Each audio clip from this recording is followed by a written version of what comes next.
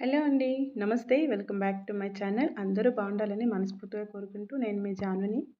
ఈరోజు వీడియో వచ్చేసి గడప పూజని ఎలా చేయాలనేది చూపిస్తున్నానండి. శుక్రవారం పూట కానీ మంగళవారం పూట ఇలా అమ్మవారికి ఇష్టమైన రోజు లేదంటే పర్వదినాలప్పుడు కానీ ఇలా గడపను కనుక పూజించుకుంటే చాలా మంచిదండి. ఈ గడప పూజనే ద్వారలక్ష్మి పూజ అని కూడా అంటారండి. ద్వారబంధాన్ని పూజ చేసుకుంటే ఇంట్లోకి నెగిటివ్ ఎనర్జీ అనేది రాకుండా ఉంటుంది. అక్కడే ఆగిపోతుందన్నమాట. ఈ పసుపుతో మనం పసుపు బొట్లు పెట్టి అలంకరించి పూజ చేసుకుంటే మనకంత నెగిటివ్ ఎనర్జీ పోతుందన్నమాట. పాజిటివ్ ఎనర్జీ ఉంటుంది.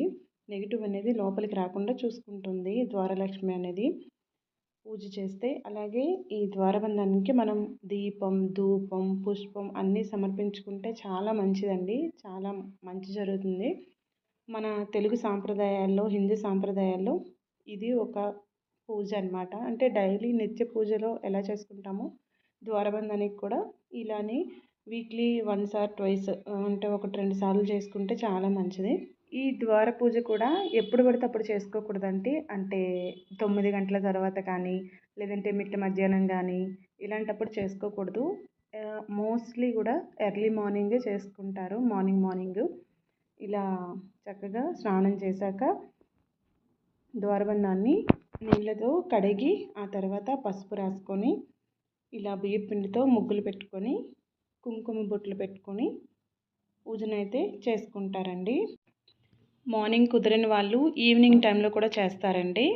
ఇంకా తప్పదన్నట్లు అంటే మార్నింగ్ మనకు టైం లేకపోతే ఇంకా ఈవినింగ్ టైంలో కూడా చేసుకోవచ్చు. కానీ మోస్ట్లీ కూడా ఎర్లీ మార్నింగ్ మనం ఇలా గడపని కనుక పూజ చేసుకుంటే లక్ష్మీదేవిని ఆహ్వానించినట్లు అవుతుందంట. పొద్దున్నే ఇలా చేసుకుంటే.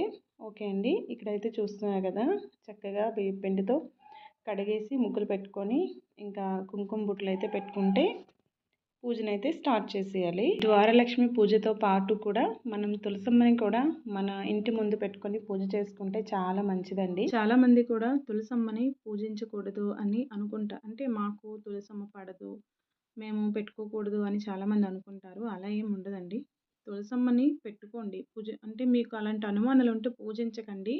కానీ తులసిని తెచ్చి మన ఇంటి దగ్గర అయితే పెట్టుకుంటే చాలా మంచిది. దాని నుంచి వచ్చే గాలి కానీ లేదంటే ఆ ఆకులు, తులసి ఆకులు ఉంటాయి కదా, దాంతో మనం పిల్లలకు దగ్గు వచ్చేటప్పుడు కానీ మనకి కానీ మనం రోజు తీసుకున్న చాలా మంచిది. ఇలాంటివన్నీ ఉంటాయన్నమాట. చాలా మంచిది వాటి వలన. ఇంకా ఇక్కడైతే కనుక రాగి చెంబు నీళ్ళండి ఎప్పుడు కూడాను ఇలా ద్వారబంధం దగ్గర పెట్టుకుని ఉండాలి. చాలా మంచిది.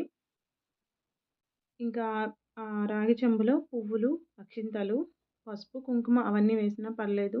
లేదంటే పూలు కానీ పెట్టుకుంటే సరిపోతుంది. ఇక్కడైతే పూజనైతే చేసుకుంటున్నాను. దీపారాధన. ఇప్పుడైతే కనుక కార్తీకం కనుక ఇటు అటు 2 దీపాలు పెట్టానండి. లేదంటే రోజు ఇలా 2 దీపాలు పెట్టను. ఎప్పుడో ఒకప్పుడు పెట్టుకుంటానన్నమాట.